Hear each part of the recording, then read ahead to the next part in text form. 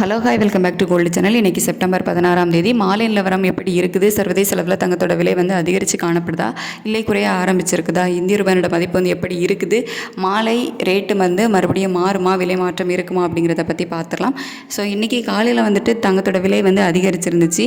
ஆனால் இந்திய ரூபாயோட சப்போர்ட் வந்து நமக்கு ₹1 கிட்ட இருந்ததுனால 22 கேரட் ஆபரண தங்கம் ஒரு கிராமுக்கு ₹40 விலை அதிகரித்து ஒரு கிராம் ₹11,900 ஒரு சவரன் ₹95,200 விற்பனை ஆகிட்டு வருது. வெள்ளியோட விலையில் நமக்கு இன்றைக்கி ₹1 குறைஞ்சி ₹206 விற்பனை ஆகிட்டு வருது. இப்படிப்பட்ட சூழ்நிலை இப்போதைய மாலை நிலவரம் எப்படி இருக்குது அப்படின்னு பார்த்தீங்கன்னா, சர்வதேச அளவில் தங்கத்தோட விலையில் வந்து பெரிய அளவில் மாற்றம் எதுவும் இல்லாமல் தான் இருக்குது. ஒருக்கா விலை அதிகரிக்குது, மறுபடியும் பார்த்திங்க அப்படின்னா டவுன் ஆகுது. ஸோ அப் அண்ட் டவுன் வந்து மாறி மாறி இருந்துக்கிட்டே வந்து இருக்குது. ஆனால் கண்டினியூவாக வந்து விலை அதிகரிக்கவும் இல்லை, விலை குறையவும் இல்லை, மாறி மாறி தான் இருந்துகிட்டு இருக்குது.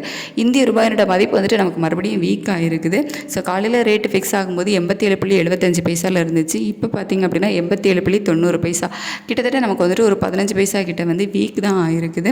ஸோ இந்திய ரூபாயோட மதிப்பிலேயே நமக்கு பெருசாக மாற்றம் இல்லை அப்படிங்கிறதுனால இன்றைக்கி ஈவினிங் வந்து விலை மாற்றம் இருப்பதற்கான வாய்ப்புகள் வந்து மிக மிக குறைவு தான். ஸோ மேக்ஸிமம் வந்து இப்போ வரைக்கும் எந்த ஒரு சேஞ்சஸுமே வந்து இல்லாமல் தான் இருந்துகிட்டு இருக்குது.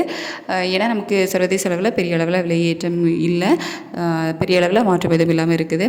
அடுத்ததாக வெள்ளியோட நிலவரம் எப்படி இருக்குது அப்படின்னு கேட்டிங்கன்னா, வெள்ளியோட விலையில் சர்வதேச அளவில் ஒரு சின்ன ட்ராப் வந்து போயிருக்கு. இந்திய ரூபாயோட மதிப்பு வந்து ஸ்ட்ரென்தன் ஆயிருந்துச்சு அப்படின்னா வெள்ளியோட விலை குறைவதற்கு வாய்ப்பாக இருந்திருக்கும். ஆனால் இந்திய ரூபாயோட மதிப்பு வந்து நமக்கு வீக் ஆகிருக்குது அப்படிங்கிறதுனால அந்த ட்ராப் வந்து நமக்கு விலை குறைவதற்கான வாய்ப்பை வந்து கொடுக்காது.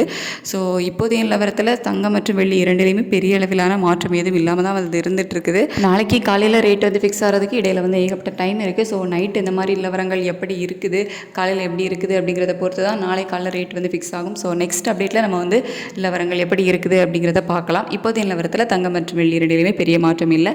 இன்றைக்கி மாலையில் விலை மாறுதலும் வந்து இருப்பதற்கான வாய்ப்புகள் வந்து மிக மிக குறைவாக தான் இருக்குது. தேங்க்யூ.